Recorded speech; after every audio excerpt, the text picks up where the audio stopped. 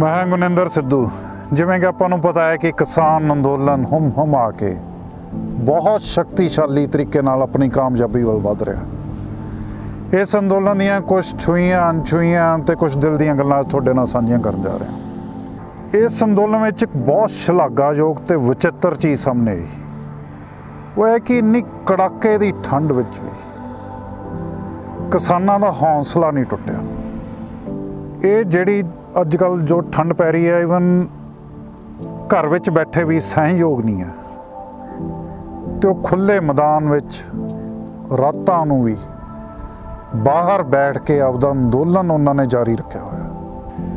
इत्थों एक गल समझ आती है कि ये अंदोलन पिछे कोई बहुत वड्डे कारण ने। ये शायद कारण इत्थों की मिट्टी नाल जुड़े ने, पंजाब की मिट्टी नाल जुड़े ने। ਜਦੋਂ भी मैं पंजाब की गल करदा, मैं जानी पुराने पंजाब की गल करदा, 5 दरियावां वाले पंजाब की। एक मिट्टी की वक्री तस्वीर है, वखरा किरदार है, तो सारी तस्वीर किरदार हुण उभर के सामने आ रहा। मैनूं लगदा है कि ये गल सिर्फ कानूनां तक सीमित नहीं है।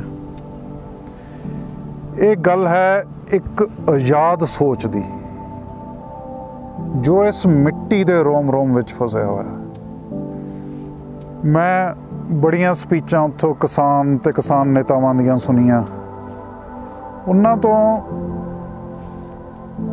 समझण लई मैं सोचा कि क्यों ना इस पंजाब की धरती के इतिहास नूं जाना जाए। वो इतिहास नहीं जो किताबां विच लिखा गया, वो इतिहास जो इत्थों की मिट्टी बोलती है, इत्थों का साहित्य बोलता। उस इतिहास नूं समझण ते मैनूं एक गल समझ आई कि ये मिट्टी दे लोग है जिहड़े वो किसी अधीनता नूं स्वीकार नहीं करते। कदे भी इत्थों दे लोक गीतां विच राज दरबार दे गुणगान नहीं कीते गए। भावें इत्थे कोई प्रिंसली स्टेट सीगियां पंजाब की धरती ते, पर किसानी हमेशा एक जिहड़ा सॉवरन ऑटोनमस खुद मुख्तियारी वाला करैक्टर रहा है। इन्हों ने किसी बादशाह की उस्तत नहीं की कि पावरफुल है तो उसकी उस्तत करिए। इन्होंने जे मन्निया तो सिर्फ एक नूं सच्चे पातशाह। ये धरती के किरदार विच रूहानियत भी है ते आज़ाद ख्याली भी है। शायद हुण उन्होंने ये लग्या कि ये साडी आज़ाद ख्याली ते साडी खुद मुख्तियारी ते एक अटैक होने जा रहा। सानू एक कानूना राही किसी कंपनियां दे अधीन करने की साजिश है।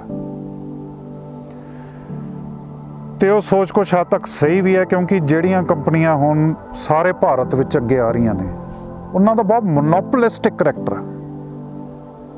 मोनोपोलिस्टिक कि वो जिहड़े भी फील्ड च वड़दियां ने उत्थों बिल्कुल कंपीटीशन खत्म करके सारी चीज़ ते कब्जा करने की कोशिश करती हैं। ये मैनूं लगदा एक टकराव है monopolistic approach of the corporate world of India ते इस धरती की आज़ाद ख्याली का। तो मैं इत्थे सरकारां नूं एक सुझाव देना चाहना कि जेकर तुसीं किसान अंदोलन नूं समझना तो इस मिट्टी की तस्वीर रूह नूं समझो, इत्थों के इतिहास नूं समझो। ये मिट्टी कदे औरंगजेब वर्गे बादशाह की भी गुलाम नहीं हुई। अंग्रेज़ां नाल भी उन्हां दी धक्का मुक्की चलती रही।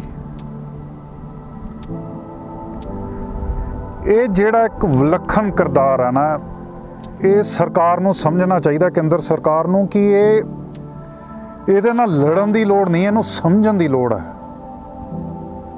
क्योंकि एक किरदार ने देश दीयां सरहदां की भी बहुत रक्षा की है। हर कोई इस सरहद ते मरन मरान नूं तैयार नहीं हुंदा। एक मिट्टी का किरदार है।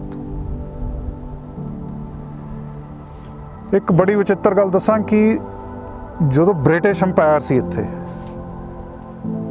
ਉਹਨਾਂ ਨੇ ਵੀ ਇਹ ਮਿੱਟੀ ਨੂੰ ਸਮਝਣ ਦੀ ਕੋਸ਼ਿਸ਼ ਕੀਤੀ। ਉਹਨਾਂ ਦੇ ਗਜ਼ਟ ਨੇ ਜਿੱਥੇ ਇੱਥੋਂ ਦੇ ਲੋਕਾਂ ਦਾ ਕਿਰਦਾਰ, ਇੱਥੋਂ ਦੀ ਵਨਸਪਤੀ, ਇੱਥੋਂ ਦੇ ਜਾਨਵਰ ਪਕਸ਼ੀਆਂ ਦੇ ਕਿਰਦਾਰ ਨੂੰ ਵੀ ਸਮਝਣ ਦੀ ਕੋਸ਼ਿਸ਼ ਕੀਤੀ।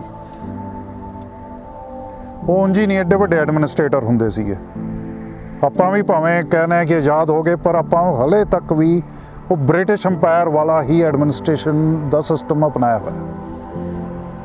ਹੁਣ ਲੋੜ ਹੈ ਇਸੇ ਕਿਰਦਾਰ ਨੂੰ ਸਮਝਣ ਦੀ, ਇਸ ਰੰਗ ਨੂੰ ਜਾਣਨ ਦੀ। ਤੇ ਕੇਂਦਰ ਸਰਕਾਰ ਨੂੰ ਮੈਂ ਇੱਕ ਹੋਰ ਸੁਝਾਅ ਦੇਣਾ ਚਾਹੁੰਦਾ ਹਾਂ ਕਿ ਜੇ ਲੋਕਾਂ ਨੂੰ ਨਹੀਂ ਪਸੰਦ ਤਾਂ ਕਾਨੂੰਨ ਵਾਪਸ ਲੈ ਲਓ, ਐਡੀ ਕਿਹੜੀ ਗੱਲ ਹੈ। ਹੁਣ ਜੀ ਮੈਂ ਪਹਿਲੇ ਐਪੀਸੋਡ 'ਚ ਕਿਹਾ ਸੀ ਇਹ ਕਾਨੂੰਨਾਂ ਵਿੱਚ ਕੁਝ ਵੀ ਨਵਾਂ ਨਹੀਂ ਹੈ, ਤੇ ਮੈਂ ਅੱਜ ਵੀ ਉਸ ਗੱਲ ਤੇ ਖੜਾ, ਕਿਉਂਕਿ ਦੋ ਕਾਨੂੰਨ ਆਲਰੇਡੀ ਹੈਗੇ ਜਿਹੜੇ ਚੱਲ ਰਹੇ ਆ।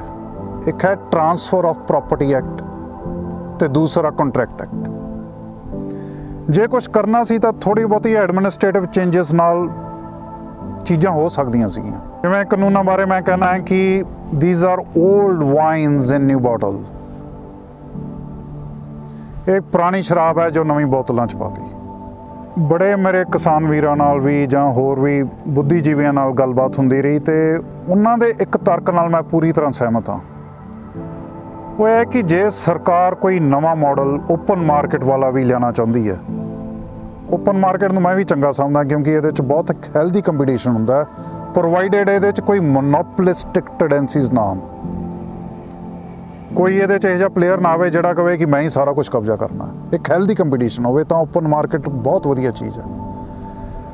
ਬਟ ਉਹਨਾਂ ਦੇ ਤਰਕ ਨਾਲ ਮੈਂ ਸਹਿਮਤ ਹਾਂ ਕਿ ਜੇ ਇੱਕ ਤਬਦੀਲੀ ਲਿਆਉਣੀ ਸੀ ਤਾਂ ਇਹਦੇ ਲਈ ਪਹਿਲਾਂ ਕਿਸਾਨਾਂ ਨੂੰ ਕੁਝ ਸਮੇਂ ਦਿੱਤਾ ਜਾਂਦਾ, ਤੇ ਕਿਸਾਨਾਂ ਨੂੰ ਮਦਦ ਦੇ ਕੇ, ਐਕਟਿਵਲੀ ਮਦਦ, ਪੈਸਿਵ ਨਹੀਂ, ਪਿੱਛੇ ਰਹਿ ਕੇ ਨਹੀਂ, ਅੱਗੇ ਹੋ ਕੇ ਮਦਦ ਦੇ ਕੇ ਇੱਕ ਢਾਂਚਾ ਖੜਾ ਕੀਤਾ ਜਾਂਦਾ, ਸਟਰਕਚਰ ਖੜੀ ਕੀਤੀ ਜਾਂਦੀ, ਜਿਸ ਵਿੱਚ ਕਿਸਾਨ ਆਪਦੇ ਆਪ ਨੂੰ ਉਹ ਨਵੇਂ ਸਿਸਟਮ ਲਈ ਢਾਲ ਸਕਦਾ। ਇਹ ਮੈਂ ਵੀ ਮਹਿਸੂਸ ਕਰਦਾ ਹਾਂ ਕਿ ਸਰਕਾਰ ਨੇ ਸਿਰਫ ਕਾਰਪੋਰੇਟ ਵਰਲਡ ਦੀ ਤਿਆਰੀ ਦੇਖ ਲਈ, ਕਿਸਾਨਾਂ ਦੀ ਤਿਆਰੀ ਨਹੀਂ ਦੇਖੀ। ਜੇ ਉਹਨਾਂ ਨੇ ਓਪਨ ਮਾਰਕੀਟ ਲਈ ਸਵਿਚ ਕਰਨਾ ਸੀਗਾ, ਸਵਿਚ ਔਨ ਕਰਨਾ ਸੀਗਾ, ਤਾਂ ਉਹਨਾਂ ਨੂੰ ਪਹਿਲਾਂ ਕਿਸਾਨਾਂ ਦੀ ਤਿਆਰੀ ਵੀ ਦੇਖਣੀ ਚਾਹੀਦੀ ਸੀ। ਤੇ ਮੈਨੂੰ ਲੱਗਦਾ ਹੈ ਇਸ ਗੱਲ ਦਾ ਬੜਾ ਰੋਸ ਹੈ। ਕਿਸਾਨਾਂ ਨੂੰ ਇਹ ਲੱਗਿਆ ਕਿ ਸਰਕਾਰ ਨੇ ਤਾਂ ਸਾਡੇ ਤੋਂ ਕੋਈ ਸਲਾਹ ਕੀ, ਕੋਈ ਪਾਰਟੀਸਪੇਸ਼ਨ ਵੀ ਨਹੀਂ ਕਰਵਾਈ, ਤੇ ਇੱਕ ਆਲ ਆਫ ਏ ਸਡਨ ਇੱਕ ਡਿਸੀਜ਼ਨ ਲੈ ਕੇ ਸਾਹਮਣੇ ਰੱਖਤਾ, ਤੇ ਉਸ ਡਿਸੀਜ਼ਨ ਵਿੱਚ ਕੋਈ ਟਰਾਂਸਪੇਰੈਂਸੀ ਨਹੀਂ ਸੀ, ਕੋਈ ਪਾਰਦਰਸ਼ਤਾ ਨਹੀਂ ਸੀਗੀ। ਕਿਉਂਕਿ ਇੱਕ ਚੀਜ਼ ਮੈਨੂੰ ਮਹਿਸੂਸ ਹੁੰਦੀ ਹੈ ਕਿ ਕਿਸਾਨ ਹਲੇ ਵੀ ਫੀਲ ਕਰ ਰਿਹਾ ਕਿ ਗੌਰਮੈਂਟ ਕੋਈ ਖੁੱਲ੍ਹ ਕੇ ਆਪਦਾ ਇੰਟੈਂਸ਼ਨ ਨਹੀਂ ਦੱਸ ਰਹੀ,